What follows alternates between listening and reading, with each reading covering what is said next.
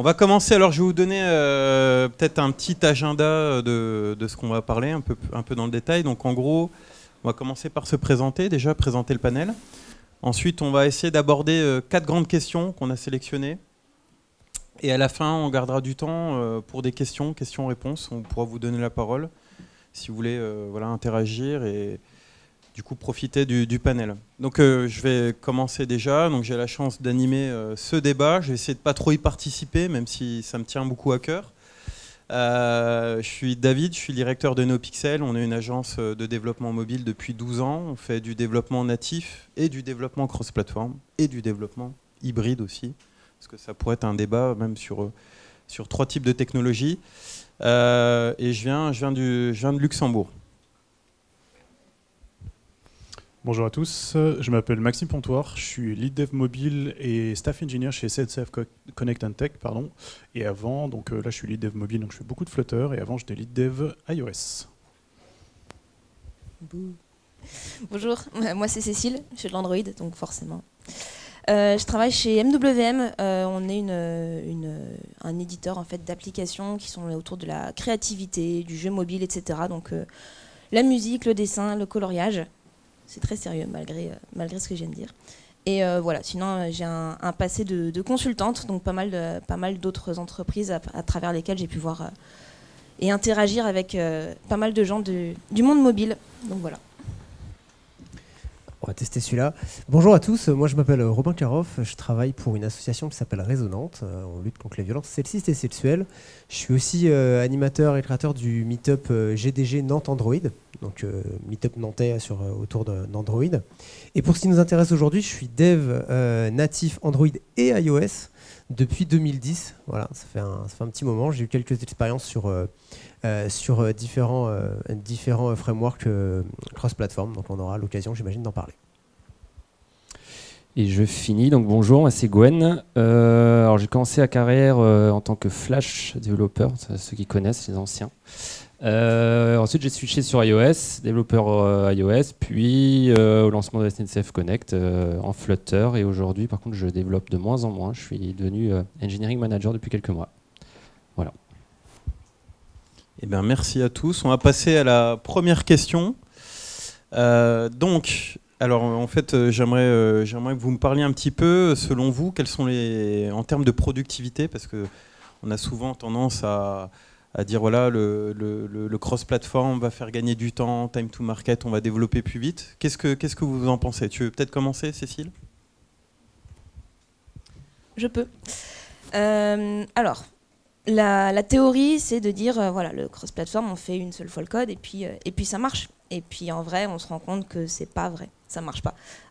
Pour moi, je vois toujours des petits tweaks à devoir appliquer, et puis surtout quelque chose auquel on pense pas forcément uniquement dans le temps de dev, c'est que tout ce qui est mise en place de la release, en fait, directement la mise en prod sur les stores, etc., c'est pas non plus exactement la même chose. Donc voilà, c'est pas on fait une seule fois pour tout et tout marche magiquement.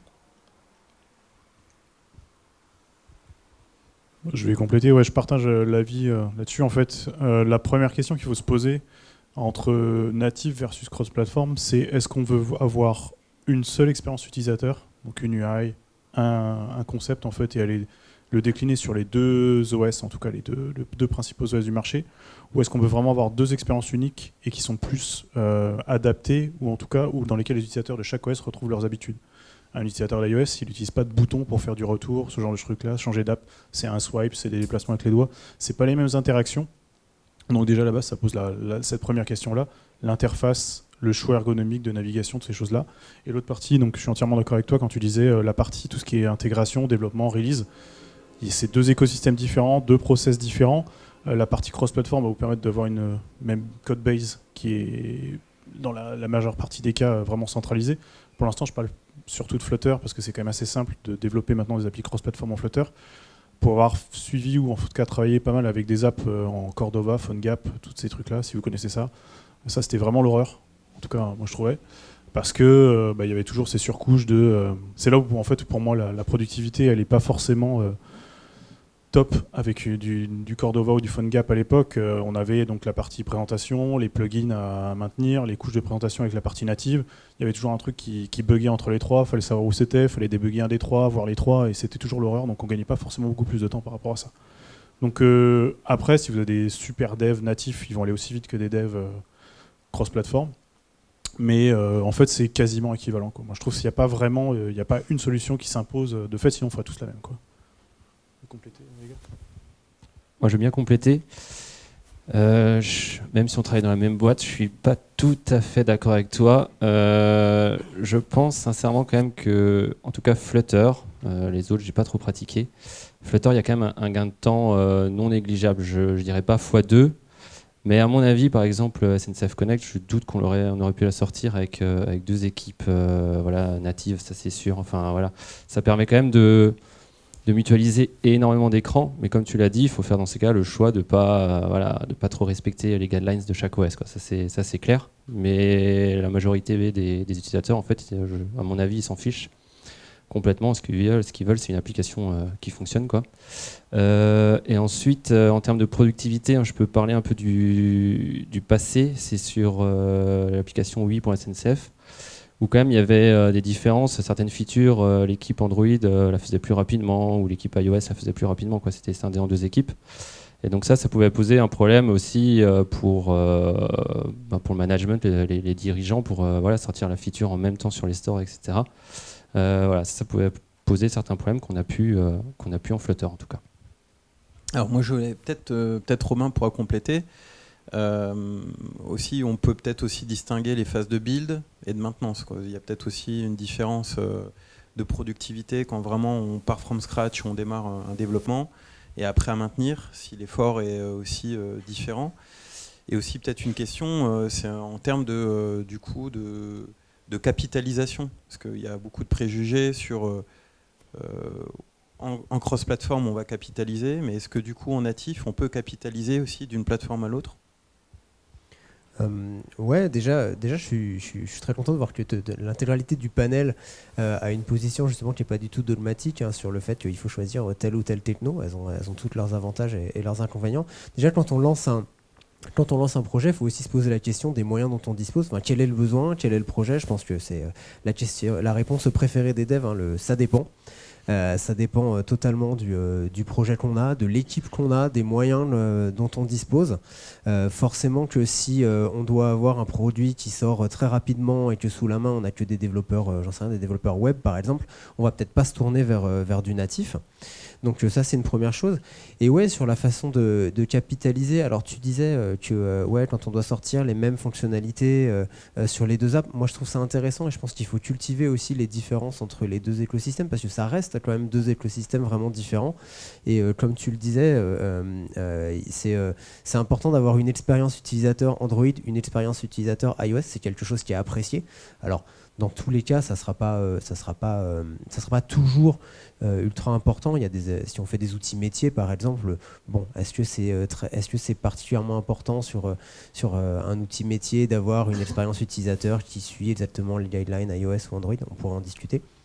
Mais oui, et sur le natif, on commence à avoir aussi des solutions intermédiaires. Une qu'on n'a pas évoquée, dont toi aussi tu pourras parler, c'est Kotlin multiplateforme et Kotlin multiplateforme mobile, qui permet d'aller mutualiser sur un code qualifié de natif, vu que c'est du Kotlin, de mutualiser quand même beaucoup de choses, vraiment des modèles, la couche métier, les appels réseau, etc. Et de conserver une implémentation des interfaces iOS et Android. Je vais peut-être m'arrêter là, ça fait un moment que je parle. C'est surtout la question d'après, mais c'est une excellente transition. Pour compléter un peu sur cette histoire de est-ce que une plateforme peut capitaliser par rapport à l'autre, nous, ce qu'on voit beaucoup dans notre entreprise, c'est qu'en fait, on a beaucoup de SDK qui sont dits faits maison, et parce que c'est comme ça, je ne rentrerai pas dans les détails parce que je ne les maîtrise pas, c'est beaucoup plus simple en fait pour tout ce qui concerne notre équipe rendering ou système audio, etc. C'est plus simple d'avancer d'abord sur iOS pour pouvoir capitaliser et ensuite faire l'équivalent sur Android. Mais de la même manière, en fait, on peut très bien imaginer des features sur lesquelles on va envoyer une équipe au charbon, peu importe laquelle. L'essentiel, c'est que derrière, la deuxième ne refasse pas les mêmes erreurs, notamment si c'est des histoires de conception, de design, etc., qui peuvent totalement être communes aux deux plateformes. Et c'est là où, en effet, Kotlin multiplateforme est super intéressant. Ok, merci. Je peux juste dire une dernière chose, c'est tu parlais un peu du staffing en fait des équipes, etc.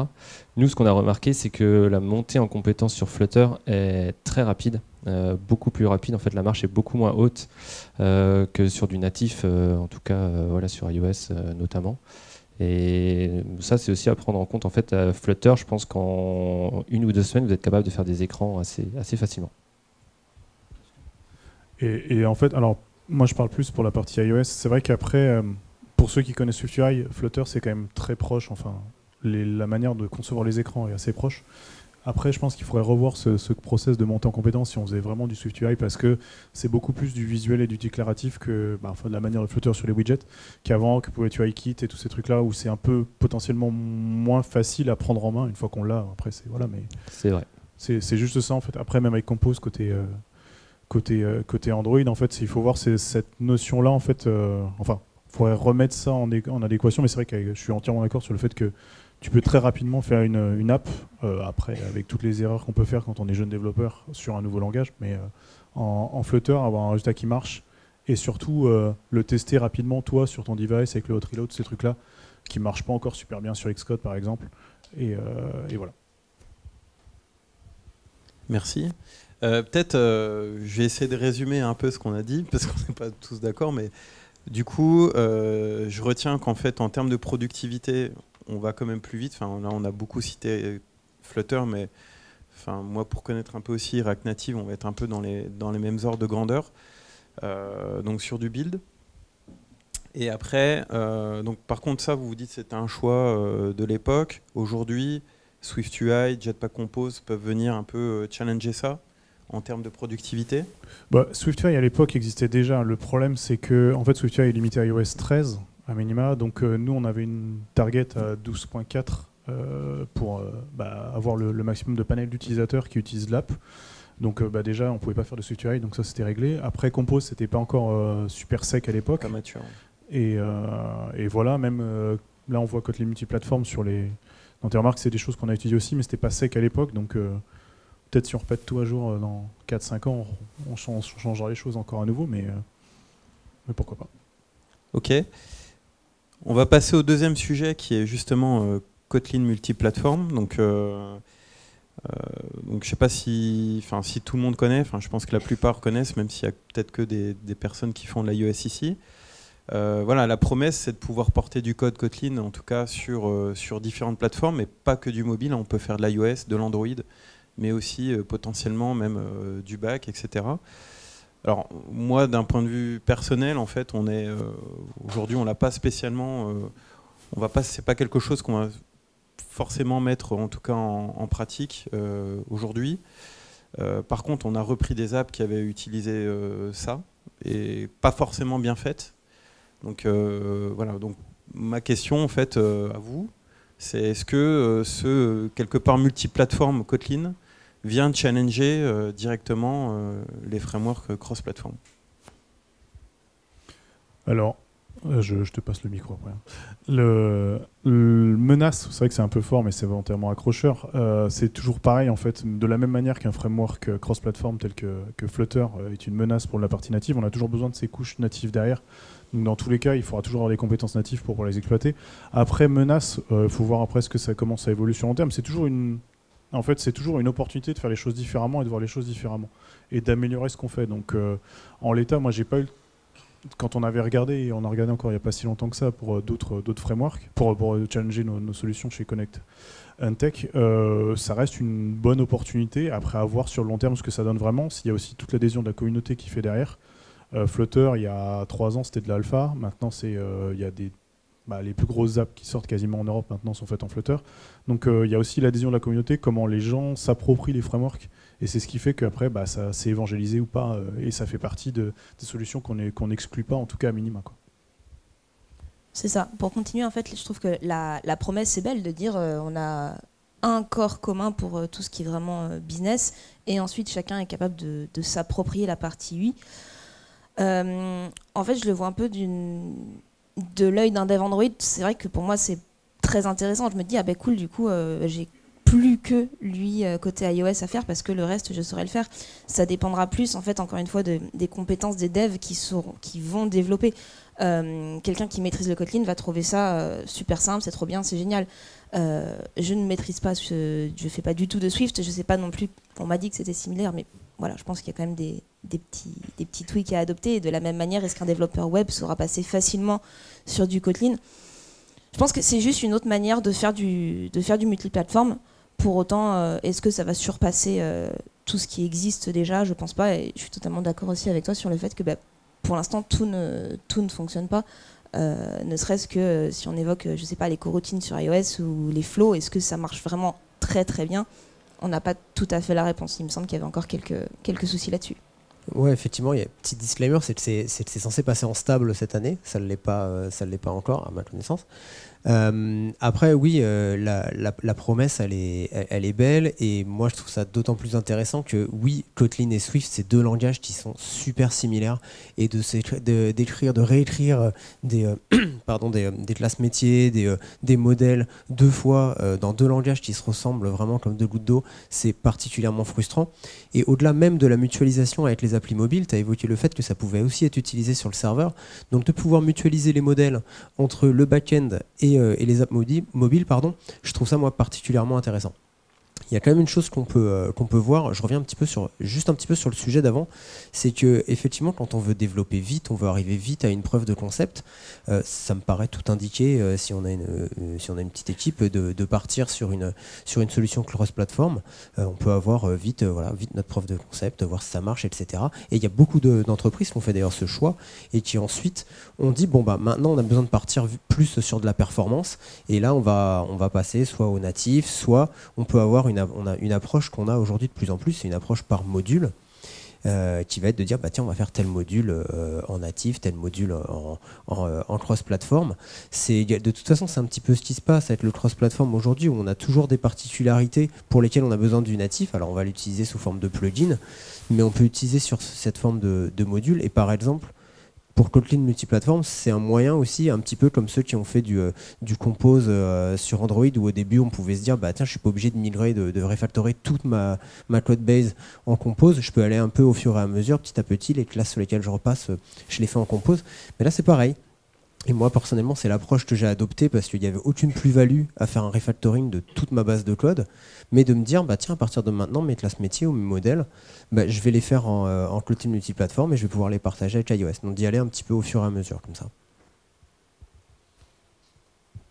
J'ai pas grand chose d'autre à rajouter sur ce que vous avez dit. Tu as parlé de performance, ça m'a fait un peu tiquer, mais on pourra en reparler sur la performance entre Flutter et le reste. Mais non, par contre, nous on avait poké Kotlin multiplateforme au début de SNCF Connect, on avait poké React Native, Flutter et KMP. Et c'est vrai que Kotlin multiplateforme, c'est pas mal, surtout c'était de passer du Kotlin. Donc c'est vraiment très agréable à utiliser. Alors il y a Dart 3 qui arrive, c'est pas mal, mais c'est pas encore, je pense, au niveau de Kotlin. Donc si vous êtes un aficionados, c'est compliqué comme mot, du code, etc., super sympa, Kotlin c'est clair. Mais par contre, je répète, mais il y a quand même ces deux couches UI à faire. Et en effet, à l'époque, c'était pas très sec, que ce soit Swift UI ou Compose. Et voilà, et par exemple, donc ça vaut dans une grosse boîte comme Connect, où l'appli elle fait 150 écrans, donc on a un design system, etc. Donc pour avoir un design system par exemple commun, c'est-à-dire si vous faites les deux UI, vous avez deux design systems, etc. Donc il faut maintenir deux design systems, etc. Mine de rien, ça rajoute pas mal de choses. Et après, pour la mutualisation des objets métiers, etc., ça aussi, il y a moyen de les générer, etc. Enfin, on peut faire plein de choses qui en fait compense Kotlin multiplateforme, mais je dis pas que c'est pas bien. Voilà. Alors peut-être si on avait un conseil à donner à des personnes qui se disent tiens, je vais le faire, comment bien le faire en fait? Parce que par exemple, en tout cas, un des retours qu'on peut avoir aujourd'hui, c'est le débugage. Si en fait on met trop de Kotlin en fait dans iOS, le crash collect et tout ça, aller débugger, c'est un peu plus compliqué. Donc, si aujourd'hui, par exemple, je démarre une app et je me dis je vais faire du KMM, comment comment je l'intègre, qu'est-ce que je dois faire et ne pas faire sur cette techno. Petite idée? Conseil de base, commencer petit, tout bêtement, être sûr de maîtriser ce qu'on fait, pas se dire qu'on va tout faire en KMM, et puis voilà, l'idée d'adopter le côté très modulaire, je trouve que justement ça peut être intéressant, et puis ça permet aussi de se rassurer peut-être sur certaines parties. Voilà, ce serait mon conseil de base, ce serait ça, maîtriser son scope. Tout ce qui est data model par exemple. Ouais, voilà, effectivement, aujourd'hui, il y a des choses qui ne sont pas tout à fait sèches. Tu en as parlé au niveau du multithreading sur iOS, où c'est un petit peu compliqué. Du coup, ça demande une petite montée en compétences aussi des devs iOS. Donc déjà, on peut commencer par, si on veut voir un petit peu comment ça fonctionne, par les classes métiers, par les modèles, pour démarrer très simplement et pas avoir déjà ces problématiques de multithreading, par exemple. Qui reste adressable, hein, mais c'est un peu plus compliqué. Ok, ça peut peut-être permettre d'avoir du coup le même modèle de données, parce qu'en fait, voilà, souvent on redéveloppe le modèle, hein, et puis on peut avoir des petites différences aussi. Alors forcément au niveau de l'UI, parce qu'on est sur deux langages natifs, mais on peut en fait garantir peut-être d'avoir vraiment la même structure des données. Et même idéalement, le rêve, ça serait d'avoir le modèle back qu'on retrouve exactement dans les deux plateformes mobiles. Ouais, et puis les tests aussi, ça permet de mutualiser les tests. On n'est pas obligé de unit tester 3 fois nos classes, on les a une fois, quoi. D'autant plus sur de la logique métier. Ok. On va passer à la question suivante, que j'ai 2 fois par semaine. Donc comme je vous l'ai dit, en fait, moi je suis à la tête d'une agence où on fait les deux technos. Enfin, en tout cas principal, on fait même encore pas mal d'Ionic, on fait du React Native, beaucoup, et du natif, qui est vraiment notre cœur de métier. Et la question ultime, c'est comment choisir bien ma technologie? J'ai déjà eu ces questions tout à l'heure au café, et j'aimerais votre avis à chacun là-dessus. Réponse pour le troll, faites de l'Android. Réponse peut-être un peu plus sérieuse, et puis après je passerai la main. Je dirais qu'en fait ça dépend d'énormément de paramètres. Voilà, la réponse préférée, c'est en effet ça dépend.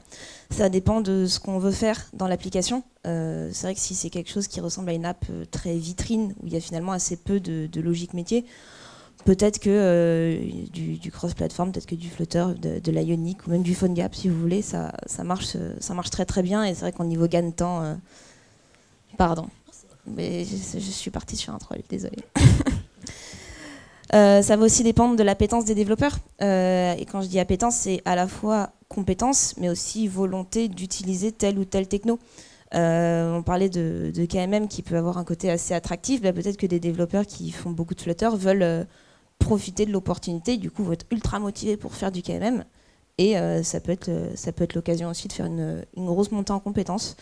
D'autant plus que, encore une fois, on le disait, la partie logique est très facilement testable. Donc voilà, ma réponse c'est ça dépend. Ouais. Alors moi je vais essayer de ne pas faire une réponse trop longue, parce qu'en vrai cette question elle regroupe toutes les questions qu'on peut poser autour de ce sujet. Je vais dire ça dépend. Et je vais pas m'arrêter là. Et non, mais ça dépend vraiment de vos équipes, comme je le disais. Moi, j'ai une approche plutôt. J'ai été plutôt freelance, ou alors dans des petites équipes. Donc, je vais pas avoir forcément la même réponse que mes confrères qui ont été dans des équipes beaucoup plus importantes. Donc, oui, moi, je pars déjà sur la techno que je maîtrise, tout simplement. Je sais pas, je donne un petit exemple. L'année dernière, j'ai fait l'application mobile du DevFest Nantes. C'est juste un agenda. Ça aurait été tout aussi efficace de partir sur du React, sur du Flutter, parce qu'on n'a pas vraiment de problématique de performance sur ce genre d'application. Mais j'ai fait ce que je savais faire, j'ai fait une base en Kotlin multiplateforme, et du coup j'ai pu faire tout, même jusqu'aux couches réseau, jusqu'au view model même. Et la seule chose que j'ai implémenté nativement, ça a été SwiftUI, Jetpack Compose, ça a été vraiment l'UI. Et ce qui m'a permis aussi d'avoir vraiment des interfaces vraiment iOS, vraiment un look iOS, vraiment un look Android, de bénéficier de certains plus des frameworks dans ce cas-là, par exemple sur iOS, d'avoir l'app directement, l'app iPad ou l'app Mac qui fonctionne. Et je vais faire une petite pause pour laisser les autres répondre aussi, mais c'est aussi un point que je veux apporter, c'est que ça peut être un plus Si vous avez des problématiques d'éco-conception, que je sais pas, que vous voulez optimiser vraiment votre appli aussi sur la taille qu'a fait, ou si vous voulez être mis en avant sur les stores, d'avoir des features un petit peu spécifiques aux plateformes, ça peut être un plus le natif dans ces cas-là, parce que c'est quelque chose qui va être apprécié. Ouais, j'allais dire que pour gagner les Apple Awards, mieux vaut faire du natif, je pense. Mais non, mais on en discutait avec Manu, là, juste ici, qui me disait plutôt, ce qu'il disait, c'était quand ne pas choisir Flutter, en fait. Ça troll aussi un peu, mais je pense sincèrement, en fait, c'est vraiment, dans la plupart des cas, je pense que le cross-platform, que ce soit KMP ou Flutter, pourquoi pas, fait le job, carrément. Et après, c'est clair que si vous faites, ça va dépendre de votre cible, c'est-à-dire que si vous faites le grand public, voilà, faut vous doutiez, soit je fais du dev spécifique pour avoir vraiment 2 UI différentes, soit je prends le parti pris d'avoir une UI un peu similaire pour Android et iOS. Et par contre, si par exemple, si la cible c'est les devs, des devs natifs ou des choses comme ça, vous n'allez pas faire un truc, ça va pas leur plaire, quoi. Et il y a un autre truc que je voulais dire, j'ai perdu. Oui, et ça dépend des fonctionnalités de votre app. En effet, faire un client GPS ou un truc comme ça, je le ferai peut-être pas en Flutter. En effet, aujourd'hui, quoi. Voilà, si vous utilisez vraiment des trucs natifs. Moi aussi. Toi aussi, hein. Je le ferai pas en fin de gap, par contre, ça c'est sûr. T'as fini? Ouais, moi je pense pas qu'il y ait de bonnes ou de mauvaises techno. Je pense que c'est plus. Non, plus sérieusement, pour moi, oublier PhoneGap, tous ces trucs-là. Si après, en termes de choix, donc comme mes camarades l'ont dit, à l'époque, en fait, la question quand on choisissait du cross-platform versus du natif, c'était est-ce que j'ai un petit formulaire simple et assez pourri, donc sans juger les formulaires, mais un truc assez simple, et dans ces cas-là, on pouvait faire du cross-platform, c'était assez, la question se posait pas, et le natif coûtait beaucoup plus cher parce que c'était juste des champs à écrire, un appel en back, et c'était réglé. Là, maintenant, en fait, grâce à Flutter, on a quand même la possibilité de générer 2 apps modulo, une expérience utilisateur similaire sur les deux, sinon après on perd le gain de Flutter par rapport à ça.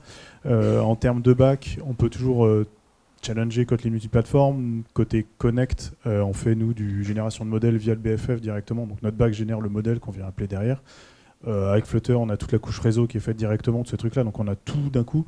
Il y a aussi la notion, et ça c'est plus le côté manager, c'est aussi quelles ressources vous avez, enfin quel panel de dev vous avez et quelle sensibilité ils ont par rapport aux différentes technos. Et après, il y a aussi des paris que vous pouvez faire sur l'avenir. Si vous n'avez pas forcément de compétences sur du Flutter, c'est peut-être l'occasion sur une petite appli un truc pas très complexe de pas se casser les dents et de faire des choix justement pour les éprouver, monter en compétences. Comme on l'a dit, c'est assez simple à mettre en place. Il y a une grosse communauté et en général sur Flutter, la communauté est assez bienveillante. Il n'y a pas la guerre Apple, Android, ce genre de truc là où les gens se tirent la bourre. Tout le monde cède un peu, tout le monde cède et il y a vraiment une bonne émulsion par rapport à ça. En termes de perf, par exemple, pour ceux, je ne sais pas si vous avez suivi les derniers confs de Flutter, il y a toute nouvelle version qui va sortir avec Impeller. Là, on gère des modèles 3D avec des cubes et des petits birds qui se déplacent dans tous les sens et ça gère quand même vachement bien la 3D pour du cross-platform mais directement dedans. Donc, on arrive quand même à faire des choses assez cool, assez performantes. On fait du GPS, on fait des notifs, on fait du wallet, on fait du Google Wallet aussi sur Android. D'ailleurs, dédicace à Monsieur Body pour le package. Voilà, donc en fait, il y a toutes ces fonctionnalités natives des OS que vous pouvez avoir et que maintenant, potentiellement, quelqu'un a déjà fait avant vous sur PubDev. Donc, fiez-vous bien aussi à la fiabilité des packages ou ce genre de trucs-là, parce qu'il y a des packages qui sont plus ou moins bien maintenus. Mais en gros, il y a plus vraiment de... En fait, il n'y a pas un choix évident, en fait. Le choix, c'est faites-vous plaisir et prenez la techno que vous avez envie de faire et sur laquelle vous vous sentez plus à l'aise ou sur laquelle vous avez envie d'aller, quoi. Je vais juste rebondir rapidement là-dessus. Il y a aussi un aspect, effectivement, quand il y a une nouvelle version de l'OS qui sort, que ce soit sur iOS ou Android, avec des nouvelles fonctionnalités.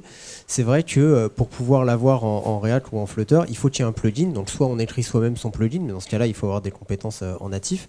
Soit, effectivement, on dépend d'un tiers pour implémenter ce plugin.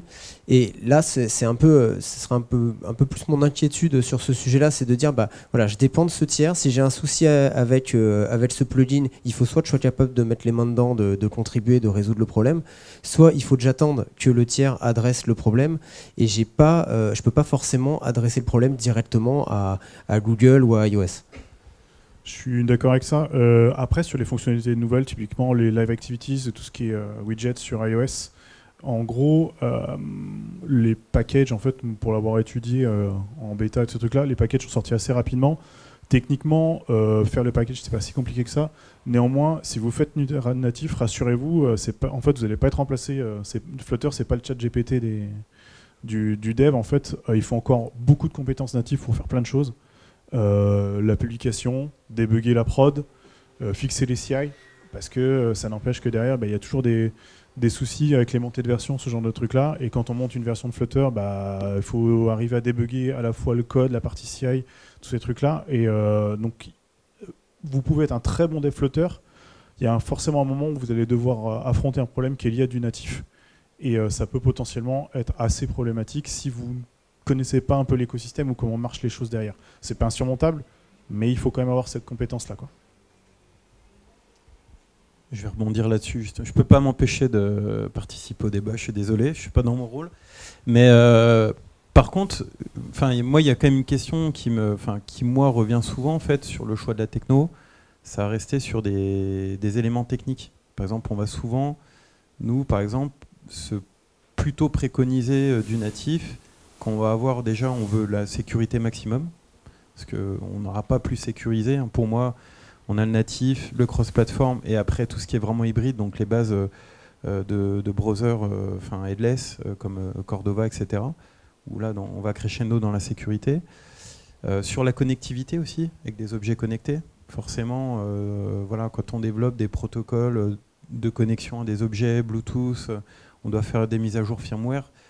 Là, forcément, déjà, on peut le faire en hybride, on peut le faire en cross-platform, mais il y a quand même pas mal de choses à développer en natif, comme tu disais. Faut garder des compétences. Puis après, sur peut-être la complexité aussi, peut-être du modèle de données, tout ça, ou du offline qu'on doit garder. Alors, nous, en tout cas, sur Flutter, je ne pourrais pas spécialement témoigner, mais peut-être nous, vraiment, qu'on sait qu'on reste sur des grosses quantités de offline, on va plutôt partir sur du natif, parce que sur du rect, on va avoir peut-être plus de difficultés à garder des aspects de performance. Ouais, après, oublier PhoneGap, tous ces trucs-là. Non, mais Flutter c'est quand même entre guillemets une révolution par rapport à ça. C'est pour ça qu'avant, j'avais un avis vraiment tranché sur la partie native cross-platform.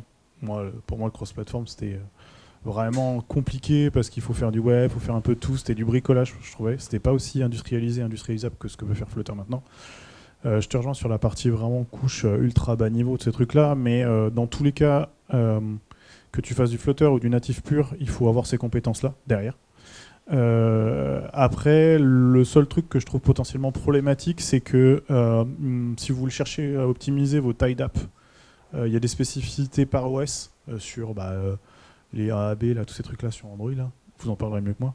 Et en fait, potentiellement, là, c'est la partie où vous pouvez, mais vous auriez eu le même problème si vous faisiez du natif, à vous retrouver en CI ou dans les scripts de build, à faire 2 fois les choses. Mais dans tous les cas, vous avez le même problème en natif puisque vous cherchez à optimiser dans 2 targets différents.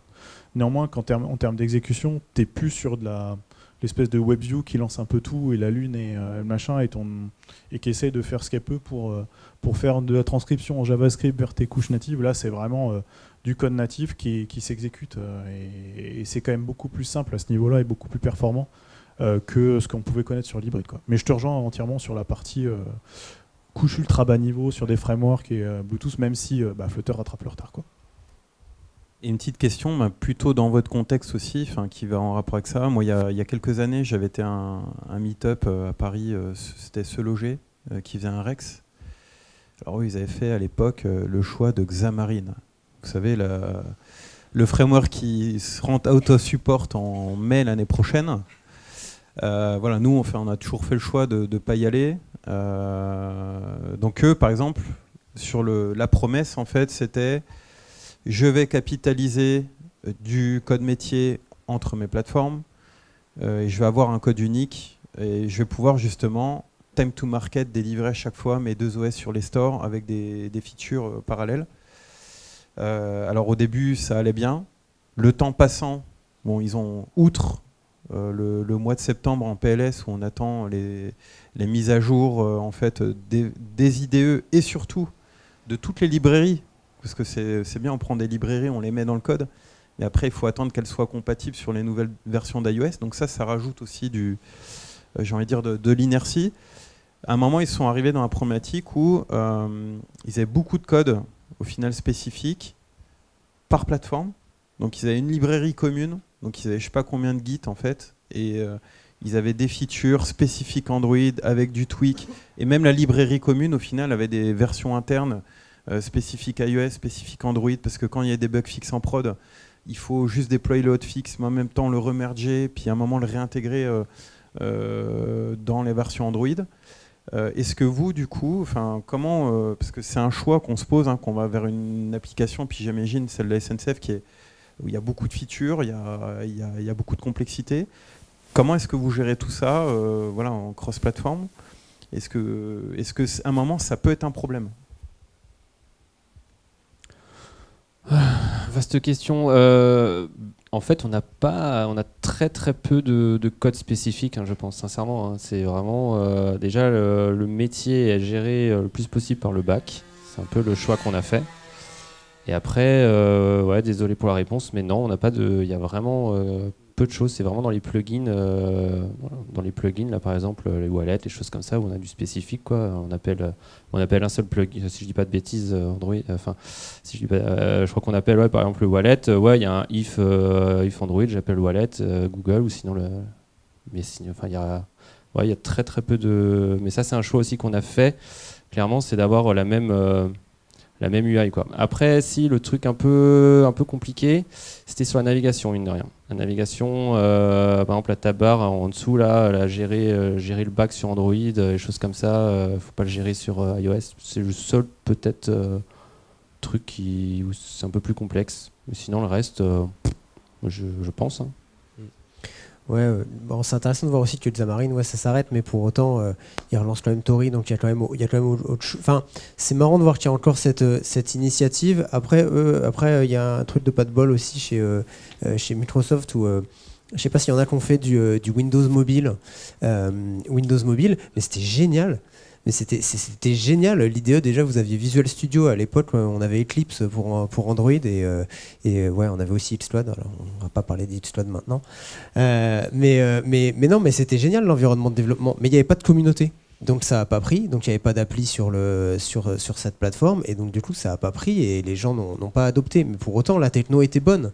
Et je pense que c'est ça aussi qu'il faut retenir, c'est qu'il y a vraiment l'aspect communauté qui est important. Que ce soit sur React, il y a un moment où Flutter, là il y a quand même une grosse communauté Flutter, et c'est important aussi de se dire, voilà, vous vous lancez dans Flutter, vous n'êtes pas seul, il y a quand même il y a un gros effort qui est fait au niveau de la doc pour avoir quand même testé un petit peu Flutter. L'onboarding, alors c'est encore un peu flou, on nous dit t'as le choix entre 3 IDE différents, mais pour autant l'expérience d'onboarding est top parce que la doc est là, la communauté est là, et je pense que ça c'est vraiment un aspect à considérer avant de se lancer dans une techno, quoi. Juste pour étayer mon propos, c'est vrai que sur Flutter, j'ai pas grand chose à rajouter, n'en ayant jamais fait.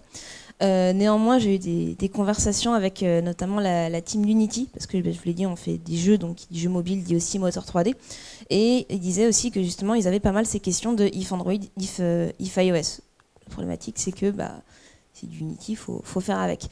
La question aussi à se poser, c'est est-ce que c'est gérable? Est-ce qu'en effet, on se retrouve avec une codebase qui est énorme avec if Android, if iOS ou pas? Pour parler d'Unity spécifiquement, ils ont des gains sur notamment le moteur 3D qui est incomparable, je dirais, avec ce qu'on peut faire, ce qu'on peut trouver assez facilement en natif. Donc c'est un choix qui a été fait, mais qui porte ses fruits aussi. Donc c'est encore une fois voir la quantité, le coût versus le gain. Alors j'en profite, c'est une bonne transition, parce qu'on a parlé un peu de Xamarin et tout ça. Je voudrais qu'on s'exprime un peu sur l'évolution des plateformes. Alors justement, Xamarin, on en parlait, est remplacé par MAUI. Bon, après, voilà. Est-ce qu'on se pose la question, est-ce que je rempile, combien d'années ça va durer? Surtout qu'MAUI, si je dis pas de bêtises, en fait, génère encore de l'Objective-C, ou voilà, on est assez loin en tout cas de SwiftUI, puis surtout là, on va surtout parler de VisionOS. En tout cas, pour moi, je trouve que c'est vraiment quelque chose d'hyper intéressant. Voilà, comment vous voyez l'évolution de ces plateformes, chacun d'entre vous, sur vos plateformes respectives? Moi, ça va répondre aussi un peu à la question d'avant en disant qu'il n'y a aucune solution qui amène une sécurité complète. Je veux dire, même en natif, hein, effectivement, on avait de l'Objective-C sur iOS. Il a fallu changer pour du Swift au fur et à mesure. Et pourquoi le refactoring et les transitions les différentes versions de Swift, c'était une vraie galère à chaque fois, le refactoring. Et on y est poussé, alors sur iOS on y est fortement poussé par nouvelle version d'Xcode, nouvelle version de Swift. Sur Android c'est plutôt le fait que au bout d'un moment la communauté, les ressources, il faut changer de techno. C'est un peu ce qui pousse aujourd'hui à passer effectivement sur du Kotlin ou même sur du Compose. Il y a une vraie injonction que je trouve qu'on peut vraiment questionner à faire du refactoring de son code, alors qu'on peut vraiment questionner la plus-value de est-ce que ça vaut vraiment le coup de changer tout le code existant, de passer sur la nouvelle techno.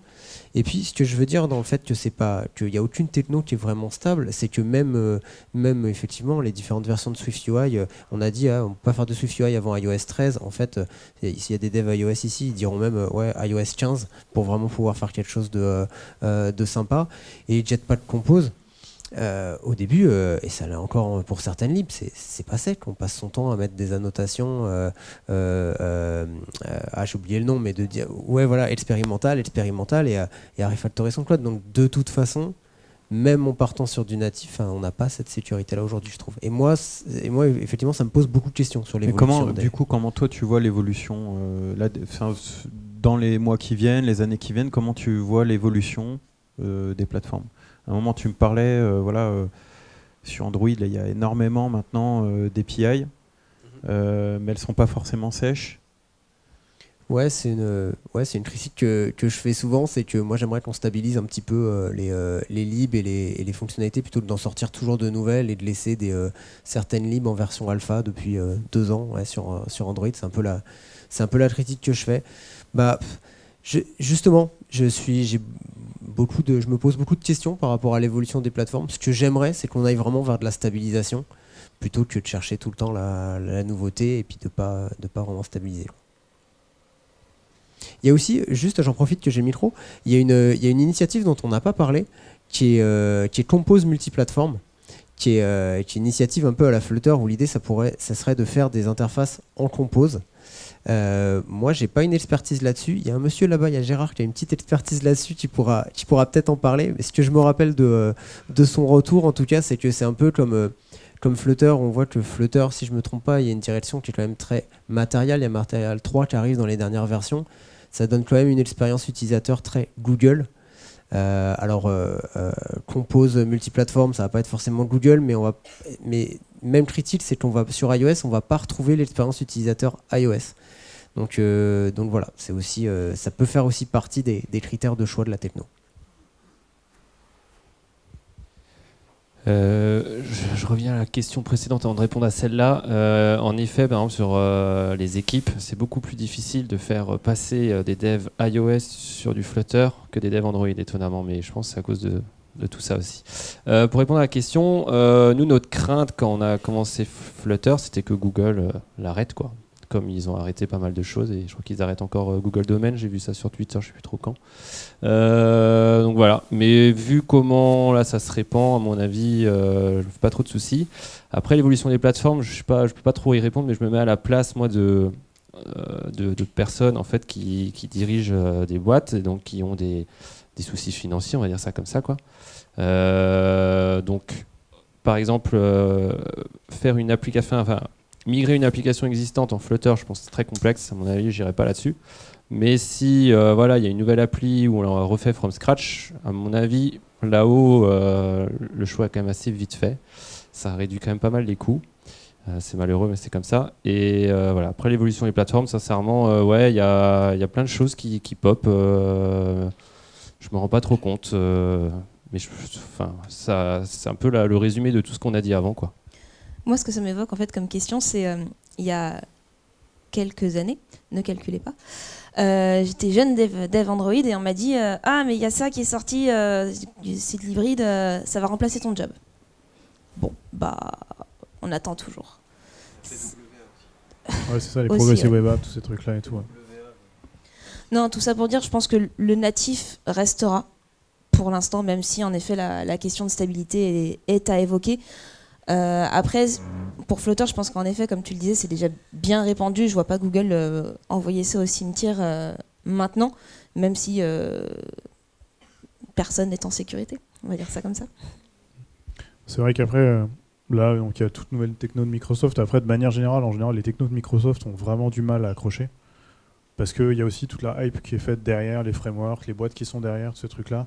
Derrière Flutter, ça reste quand même Google. Google a quand même une grosse communauté via Android et voilà. Comme c'est de la même manière que quand vous allez intégrer une lib dans n'importe quel type de projet, faut regarder le support, la communauté qu'il y a autour, comment la lib évolue, comment elle est maintenue. Le framework, c'est à peu près la même chose. Dans tous les cas, il y aura toujours du natif derrière, à l'heure actuelle. Et je vois mal Apple, à un moment ou à un autre, laisser quelqu'un d'autre que son propre framework, sauf s'il est obligé légalement, faire tourner ses apps sur ses devices. Android, Google est plus ouvert qu'Apple. J'apprends rien à la communauté. Donc dans tous les cas, il y aura forcément un moment, la partie native devra toujours rester telle qu'elle est. Et il y aura toujours besoin de dev natif par rapport à ça. Donc le choix le moins risqué potentiellement, c'est faire du natif. Parce que dans tous les cas, c'est ce qui tournera jusqu'à la fin des temps sur vos OS. Et potentiellement avec VisionOS, ces trucs-là sur iOS, comme il y a eu à l'époque avec les migrations d'app iPad avec Catalyst sur Mac, où vous génériez une app qui a fait à peu près tout. Et il y aura potentiellement ces outils-là qui sont fournis par Apple. Donc potentiellement, le choix du natif est le plus simple et le moins risqué. En termes de coût, Flutter, la partie cross-platform, reste le moyen de potentiellement gagner plus de temps et d'argent, avec un petit risque, puisque ça reste quand même pas des trucs supportés nativement sur iOS, et ça peut être arrêté par Google. Mais quand vous avez une communauté derrière qui maintient les choses, il y a des outils qui sont en place. Vous prenez Gradle, Maven, vous prenez CocoaPod sur iOS. À l'époque, c'était des petits outils qui étaient faits par des petites teams. Maintenant, c'est des trucs qui sont utilisés par tout le monde. Par exemple, sur iOS, quand vous embarquez une lib, il y a 90% de chances, même si maintenant il y a Swift Packet Manager, que vous utilisiez un pod plutôt qu'un paquet Swift, parce que ça reste, c'est supporté par la communauté, tout le monde parle le même langage. Quand vous intégrez un dev, il comprend ce que vous faites et vous pouvez en intégrer des nouveaux. Donc c'est tout ça en fait. C'est à la fois ce que vous voulez faire, comment évolue la communauté, comment elle va s'approprier ce qui est mis à disposition, quoi. Et peut-être une chose sur l'évolution, si on peut retenir une chose de Google I.O. et la d'ici, c'est vraiment AI. Donc va peut-être y avoir de plus en plus ça d'intégrer dans notre processus de développement. De plus en plus d'initiatives no-code. Vanessa en parlera pour des projets simples.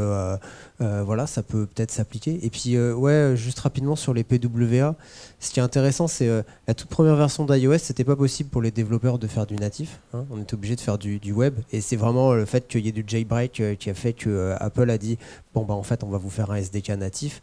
Donc voilà, pour moi, il n'y a vraiment rien qui est figé. Les PWA maintenant sur iOS, ça peuvent envoyer des notifs.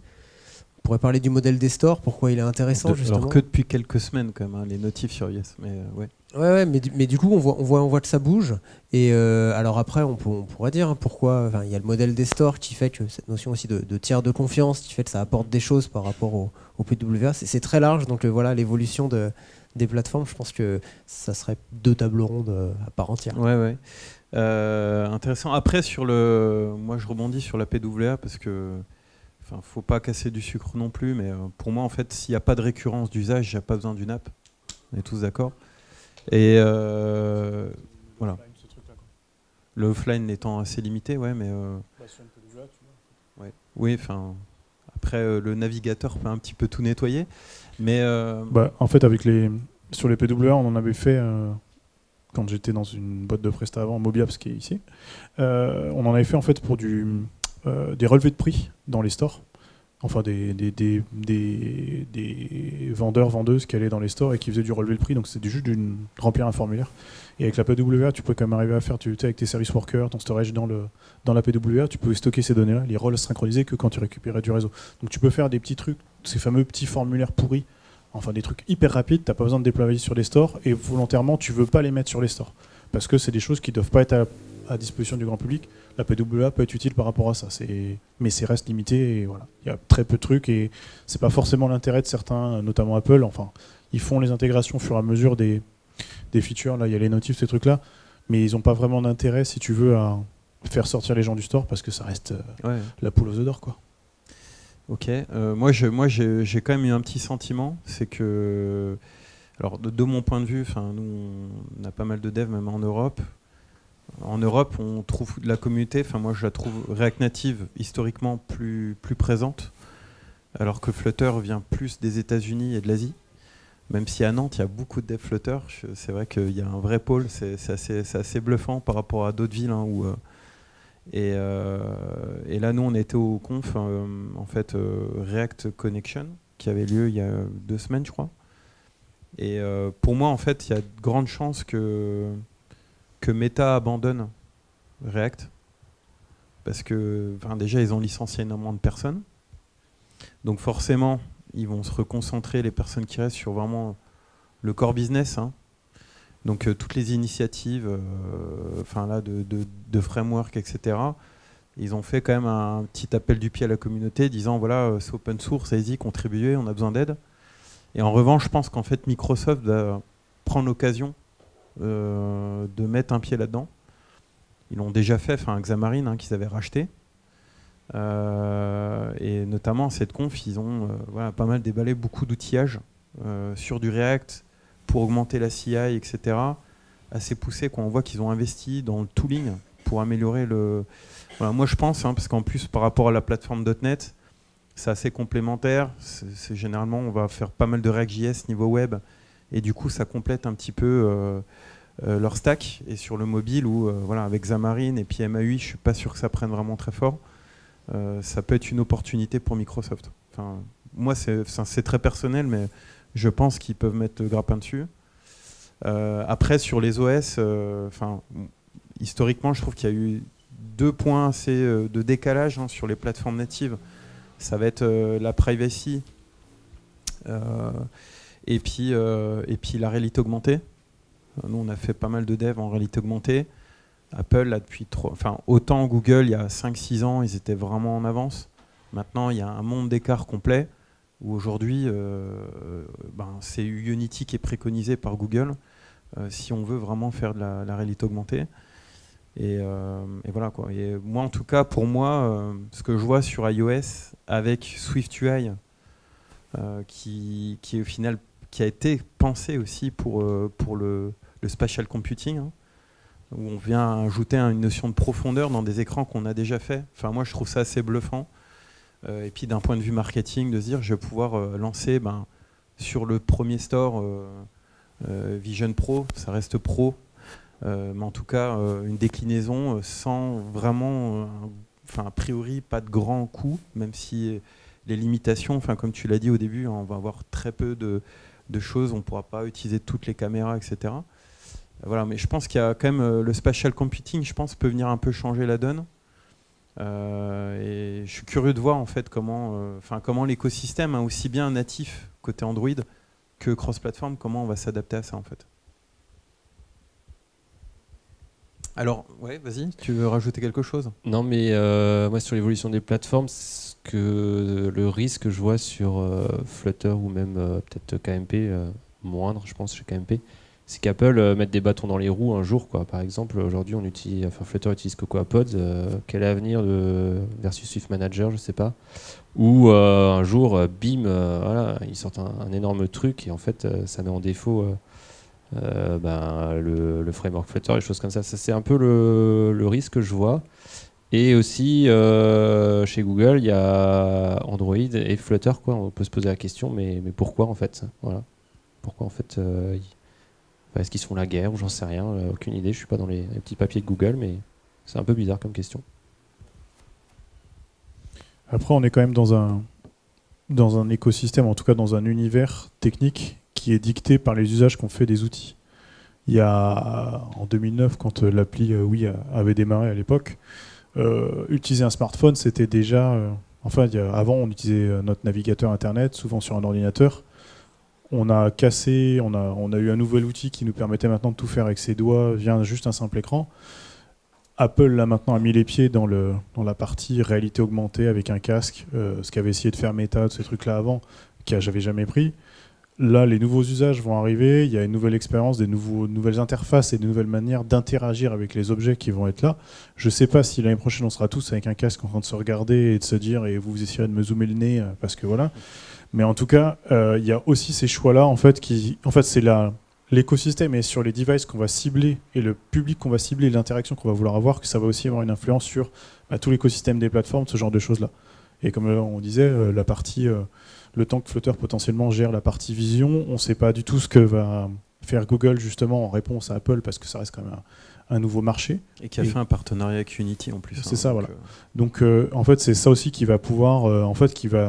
il faut essayer de sentir le vent, mais c'est toujours plus facile à dire qu'à faire, pour voir dans quelle direction on se porte. Mais voilà, il y a aussi des nouveaux usages qui vont être créés, et c'est ces nouveaux usages qui vont dicter aussi les choix techniques potentiellement qu'on va avoir à faire, quoi.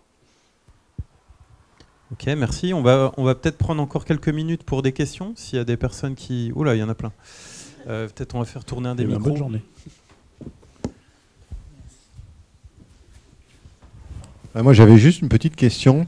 C'est que on parle beaucoup du mobile dans nos pays développés, mais il y a tout un marché du mobile dans les pays émergents, où il y a une forte population qui utilise le mobile plus qu'autre chose. Et je pense à des plateformes, alors je ne sais pas s'il y a des gens qui connaissent ici, mais comme KaiOS, qui vient de Firefox OS. Ils ont repris Firefox OS et ils ont fait KaiOS. Et donc on est plutôt sur du web, on va dire. Voilà. Est-ce que vous avez une vision sur ça? Alors je ne sais pas si vous représentez des sociétés qui sont présentes là-bas. Mais donc ça, c'est une première question, parce que je pense que souvent on oublie ce marché-là. Donc voilà. Ouais, c'est une super question. C'est vraiment, on en revient à quel est le besoin.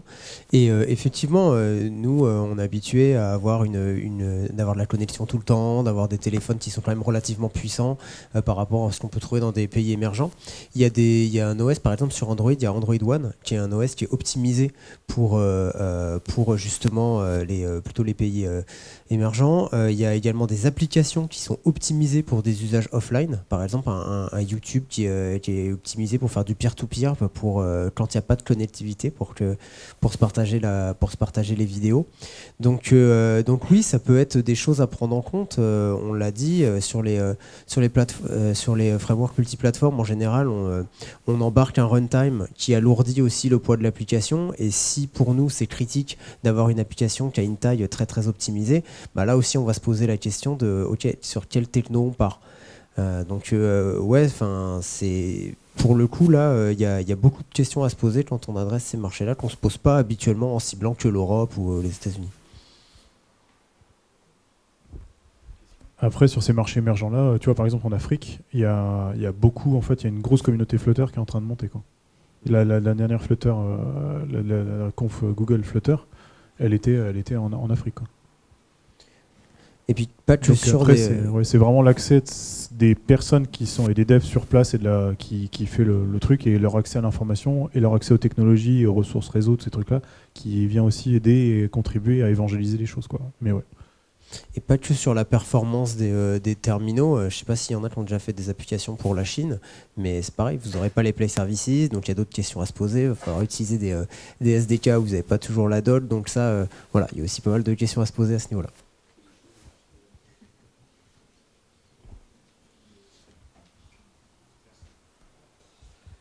Ouais, deux petites questions. Alors déjà, je suis dev Flutter, donc elle sera un peu influencée. L'histoire de KMP où on fait en gros 75% de Kotlin et le reste, vous n'avez pas peur que les développeurs SwiftUI vont être super frustrés et que vous n'arrivez pas à en trouver? C'est déjà le cas, ouais. C'est déjà le cas. Oui, après je pense que ça dépend des équipes, mais il y a clairement un gain. Enfin, moi, je vois, on est une toute petite équipe, et le dev iOS, il y a un certain nombre de classes, c'est plus son problème. C'est une testée, c'est réglé. Il peut se concentrer, par exemple, sur de lui, ce que lui il aime faire. Bon, ça dépend des appétences de chacun, mais clairement c'est ce que tu évoquais, même pour passer d'iOS à Flutter, c'est parfois un peu plus difficile que d'Android à Flutter. Oui, forcément, là en plus on fait du Kotlin en multiplateforme. Il y a quand même eu un gap pour les développeurs Android. Quand on fait du Kotlin multiplateforme, on n'est plus sur la JVM. Donc on n'a plus toute l'API Java derrière. Donc là, la communauté apporte de plus en plus de librairies, mais il y a quand même un gap aussi à ce niveau-là. C'est vraiment avoir un plancher qui se dérobe sous nos pieds. Après, je vais peut-être être méchante avec des devs iOS, et si c'est le cas, j'en suis désolée, mais ça reste quand même développer une application mobile. Alors certes, c'est pas le même langage, mais c'est un peu le même gap qu'on va demander à un dev Android de passer sur du Flutter. Mais par contre, en fait, toute la logique métier, quelque part, elle reste exactement la même. Donc oui, c'est pas du SwiftUI, et oui, c'est pas du tout la même UI, mais derrière, je sais pas, une logique de repository, base de données, etc. Ça, comment est-ce que je vais afficher mon prix, calculer ma réduction? Je veux dire, en fait, je le vois plus comme une force qui permet de mutualiser, de mettre deux devs, un dev iOS, un dev Android dans la même pièce, et ils vont arriver à pouvoir se lancer la balle l'un et l'autre pour arriver à la meilleure solution. Donc, il y a cette histoire de langage, mais dans le fond, on travaille tous pour la même chose. Et puis, juste pour compléter par rapport à ça, je sais que comment moi je vois mon travail de dev, c'est d'apprendre des choses. Combien d'entre vous, en fait, utilisent le même langage qu'ils ont appris à l'école? Le premier langage que vous avez appris pour apprendre à coder. Moi, c'était de l'ADA 95. On en est là aujourd'hui. Donc, en fait, notre travail, c'est d'apprendre différents langages et ça force à voir les choses différemment et à se mettre à la place de quelqu'un d'autre et savoir comment il va faire les choses. Donc, moi, en tant que dev, comment je vais anticiper potentiellement les choix qu'il va faire et surtout comment je vais pouvoir lui faciliter et lui dire, tiens, moi, de mon point de vue, j'ai besoin de ça. Donc, après, en fait, en vrai, c'est juste apprendre à apprendre et c'est ce qu'on fait quasiment tous les jours, quoi. Donc, c'est l'occasion de découvrir des choses, d'avoir des nouvelles technos, des compétences et franchement, pour avoir fait, moi, la migration, là, sur Connect, je fais du Swift, l'objectif C, à l'époque, j'en faisais, du Swift, du Kotlin maintenant et du Dart. En vrai, c'est cool. Le seul truc qui est chiant, c'est de savoir qu'il y en a un qu'il faut que je mette des points-virgules, quoi. Enfin, l'idiome me dit et il pourrait le faire, mais en gros, c'est juste ça, quoi. Les langages sont similaires. Après, je dis pas que vous allez être tout de suite autant expert dans un langage qu'un autre, mais c'est l'occasion de voir les choses différemment et d'apprendre des choses, en fait. Et c'est ça, en fait. Si vous faites toujours la même chose, ça devient chiant, ou alors on ferait que du code ball et on serait encore en mainframe et tous ces trucs-là, quoi. Ouais, bonjour. Merci pour les insights, c'était super cool. Moi j'ai une question justement, ça rebondit un peu sur l'apprentissage et la formation. Quand on débarque avec zéro expérience dans le mobile ou une grosse expérience web, est-ce qu'on a des avis, enfin j'aimerais avoir vos avis sur justement, est-ce qu'on privilégie tel ou tel techno ou tel framework, ou on préfère, je sais pas, apprendre justement ce qui est le truc officiel, à savoir le natif, etc., pour justement apprendre ou immerger la personne dans tout l'écosystème, en fait, tout simplement. Je sais pas si c'est clair, mais est-ce que, grosso modo, je dis ça par rapport au fait que souvent l'argument, c'est de faire notamment du React Native parce que c'est une base web et que on va plus facilement trouver des développeurs web pour faire du React Native. Est-ce que ça joue beaucoup derrière sur la formation? Alors, je vais répondre à côté.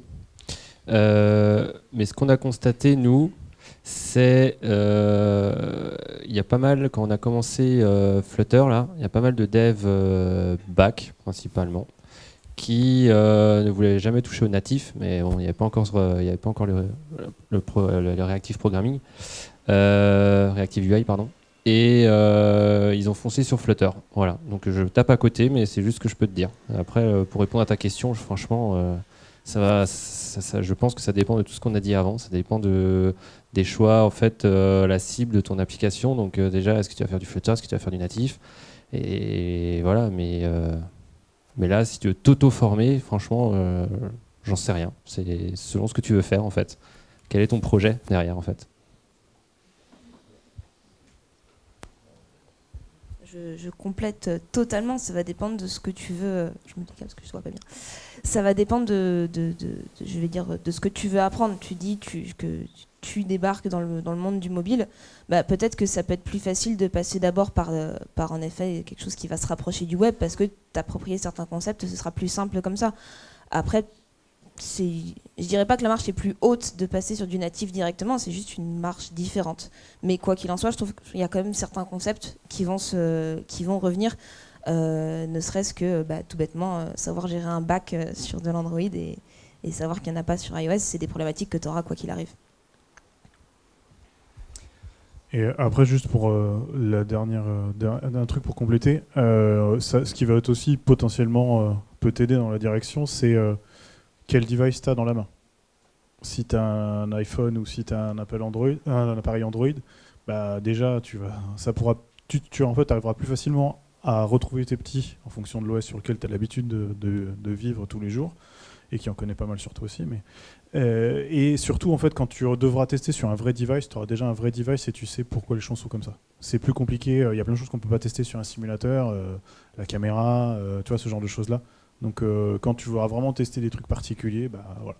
Après, l'un ou l'autre, dans tous les cas, il faudra que tu fasses du natif à un moment ou un autre pour déployer, signer tes applis, ce genre de choses-là.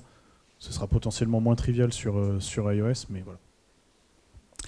Vous avez parlé de toutes les évolutions qui font que les différentes plateformes s'améliorent, se modernisent, les frameworks, les langages. Du coup, aujourd'hui, il y a de plus en plus de développeurs aussi web et même back-end qui viennent se mettre au mobile, ou en tout cas, ça devient de plus en plus attirant pour eux. Et du coup, j'aimerais savoir, sur vos plateformes respectives, déjà, est-ce que c'est une tendance que vous confirmez? Et qu'est-ce que vous en pensez? Quel regard vous portez là-dessus? Une menace, une chance? L'inclusion, c'est toujours une chance, hein, de toute façon, d'avoir des gens qui viennent d'horizons différents et même de plus en plus de reconversions professionnelles qui se font aussi dans le mobile. C'est toujours une chance. Non, je le perçois pas comme une menace. Pour autant, je suis pas sûr qu'il y ait de plus en plus de... Je sais pas quelle vision vous avez, vous, là-dessus, qu'il y ait de plus en plus de gens qui rejoignent la techno. Alors, j'en connais qui font les deux. Je connais des devs Android qui sont passés développeurs back, voire DevOps, et à l'inverse, des développeurs back qui sont devenus dev Android. Ce que j'ai trouvé très intéressant dans les discussions justement avec ce fameux dev back, c'est qu'il avait une manière d'approcher les problèmes que j'avais pas, une manière de sécuriser des ID par exemple, ce genre de choses. Et je trouve qu'au contraire, c'est déjà une chance, mais surtout c'est une manière d'apprendre aussi, de voir comment d'autres personnes peuvent réfléchir, et potentiellement en fait ça tire tout le monde vers le haut, je trouve. Comme disait Maxime juste avant, on a tous notre petite expertise mobile maintenant, parce qu'on en a tous un. Maintenant, pour un dev web, par exemple, qui se met au mobile, ça va être plus le changement de paradigme qui peut être un petit peu perturbant. Cette relation au store, qu'il n'y a pas forcément sur le web, le fait d'avoir plusieurs versions d'une même appli en prod. Et là, je parle pas d'A/B testing, je parle vraiment de quand on n'a pas forcément cette problématique, si on a fait simplement du web, de se dire oh là là, mais il faut que j'ai une rétro-compatibilité de mon back ou de tous les services tiers que j'utilise. Au niveau de l'outillage aussi, c'est plus ça, parce qu'après vous restez des devs, quoi. Vous avez, comme disait Maxime, vous avez l'habitude d'apprendre, vous apprenez à apprendre, donc le changement de techno, ça sera pas trop compliqué. C'est le changement de paradigme qui risque d'être vraiment perturbant. Alors moi, je peux un peu témoigner à titre personnel, parce que j'ai commencé à développer en mobile en 2004 en J2ME, donc et là je vous dis, en Java en plus il n'y a pas la classe math, parce que ça consommait trop de CPU, je sais pas quoi, donc il fallait recoder les cosinus et tout ça si on faisait des dessins. Après, j'ai fait du .NET sur des Pocket PC, ça c'était fantastique, c'était bien foutu. Après, je suis parti moi dans le dev back, l'architecture Java, etc. Après, je fais du Node et tout, et je suis revenu dans le mobile. Et ce qui vraiment refroidissait les devs back-end, c'est la maturité des outils. Quand moi je voyais ce qu'on faisait en termes de unit testing, de CI, et t'arrivais dans le mobile et tu dis non mais waouh quoi. Enfin déjà l'UIDE il avait du retard. Le unit testing, ok, bon, il y a tout le monde qui en parle mais il n'y a personne qui en fait. Et puis la CI honnêtement, voilà, il y a encore quelques années, il n'y a pas si longtemps, il fallait monter des Jenkins avec des Mac et puis supporter toutes les versions d'Xcode et tout, enfin l'enfer quoi. Donc là, tu y allais à l'ancienne. Aujourd'hui, par contre, c'est vraiment, moi je trouve, et c'est ce qu'on voit pas peut-être aussi dans l'évolution, on n'a pas trop parlé, parce qu'on n'a pas trop le temps. Mais il y a aussi tout ce qui est l'IA en fait qui va nous aider à développer. Mais l'évolution des outils, moi je trouve, c'est un vrai bond qui avant était showstopper pour les dev back, quoi. Je veux dire, aujourd'hui, tu fais du Bitrise où tu vas configurer toute ta CI. Il y a plein de solutions aussi pour faire du testing. Ouais, mais le bon dev back, c'était au-dessus de ses forces, il pouvait pas, quoi. Ouais, les plateformes elles sont beaucoup plus matures, effectivement, sur l'outillage, mais également, par exemple, les consoles de gestion des stores, on voit que ça a énormément évolué. On a de l'outillage pour les développeurs, mais on a aussi un contexte, il y a tout ce qui est l'aspect légal qui a également beaucoup évolué. Là, en Europe, on a le RGPD, on a le DSA, le DMA qui sont en train de forcer aussi les gros à changer un peu leur posture. On voit que maintenant, avec tous les formulaires de déclaration des types de données qu'on utilise dans nos apps, pourquoi on utilise telle permission, comment on stocke, est-ce qu'on transfère à des tiers, etc. Ça force aussi des évolutions. Et puis le DMA qui essaye de forcer un petit peu, de casser les monopoles de l'App Store, du Play Store. Donc du coup, on voit que les OS là se préparent au fait d'avoir plusieurs stores sur les terminaux. Donc ça aussi, ça fait partie des évolutions, je pense, qui sont un petit peu à venir sur les plateformes. Yes. Moi j'ai une question par rapport à l'information qui a été donnée sur Meta et React Native, à la React Native Connection. Est-ce que tu as plus d'informations? Alors ça n'a pas été donné. Hein. Ouais, voilà, c'est une interprétation. Voilà, cette interprétation, sur quoi se base-t-elle et voilà. Vraiment sur le déroulé de la conf, au final. Après, encore une fois, c'est très personnel. Hein. Moi, c'est ma lecture du marché, des forces en puissance, de Microsoft aussi, que j'ai toujours observé dans le mobile, parce qu'ils ont quand même à pas mal de moments eu le nez fin. Voilà, quand ils avaient racheté l'outil allemand, je ne sais plus, qui faisait du crash collect et qu'ils ont nommé App Center et tout ça. Ils ont été un peu les premiers à essayer de lancer du OkiApp, exactement. Ils étaient les premiers à lancer aussi du code push, ce qui ne plaisait pas trop à Apple, hein, où on pouvait changer dynamiquement un peu l'app. Donc voilà, ils arrivent souvent après, mais sur le mobile, Xamarin, je trouve qu'ils avaient le nez fin de l'acheter, surtout pour Xamarin Test Cloud, qui est vraiment une plateforme de testing avec des mobiles physiques assez intéressantes. Voilà, c'est vraiment très personnel, parce que la keynote, on appelle la communauté fortement à aider. Et puis enfin, une des dernières confs, c'est Microsoft qui arrive et puis qui montre comment eux, ils ont développé des outils pour développer mieux, plus vite, être plus productif sur tout ça. Donc c'est très personnel. Voilà. Oui, merci pour cette table ronde, c'était très enrichissant. Moi, j'ai pas vraiment de questions, juste quelques remarques pour me faire le défenseur des faibles, parce qu'il n'y a pas eu beaucoup de trolls, mais il y en a eu un petit peu. Moi, en fait, de manière générale, je considère que s'il y a des frameworks qui existent, c'est qu'ils ont leur communauté et qu'ils ont une raison d'exister, et donc il n'y a pas vraiment de mauvaise solution. Pour revenir sur Xamarin, je pense que c'est quand même le premier framework, le précurseur de Kotlin Multiplatform, qui s'est dit, tiens, on va faire quelque chose de cross-platform, mais on va laisser les devs iOS et les devs Android coder leur UI, et on va juste mutualiser le domaine, le métier.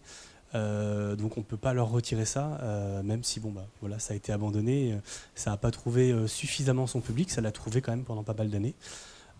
Et pour PhoneGap, alors PhoneGap, c'est quelque chose qui n'existe plus vraiment depuis 2010, dans le sens où depuis que ça a été racheté par Adobe, c'est plus des services qu'ils fournissaient. Derrière, c'est plutôt Cordova. Et Cordova, maintenant, est plutôt remplacé par Capacitor. Et pour moi, ça reste une très bonne solution quand on va faire du cross-platform web plus mobile. Parce que vous avez beaucoup parlé de cross-platform Android plus iOS. Mais il ne faut pas oublier que dans certains contextes, pour certains besoins, ce n'est pas la réponse à tout. On peut avoir besoin de mutualiser du code à la fois sur les plateformes web et mobiles. Voilà, c'est tout. Merci. Et dernière question, on finira là-dessus. Merci. Alors moi j'ai une question plutôt produit. Lorsque vous avez une application qui est développée en iOS et en Android, avec un UI qui est spécifique, il arrive parfois que les livraisons se fassent en décalé. Alors, est-ce qu'on décale une livraison, on livre d'abord Android, puis iOS, vice-versa? Est-ce qu'on aligne les deux? Du coup, ma question, c'est est-ce que c'est le produit qui guide la techno ou est-ce que c'est la techno qui guide le produit? Ça dépend. On est là à la base pour faire un produit, donc tout dépend en fait du marché. Ça peut être aussi l'occasion de. En fait, il y a deux réponses à ça. Il y a soit on fait ISO et on veut satisfaire tout le monde, soit on va expérimenter quelque chose et on va voir si ça prend. Je sais pas, une feature, un truc, un parcours particulier pour lequel on veut pas faire d'A/B test, mais on veut vraiment faire une expérience et voir si ça marche.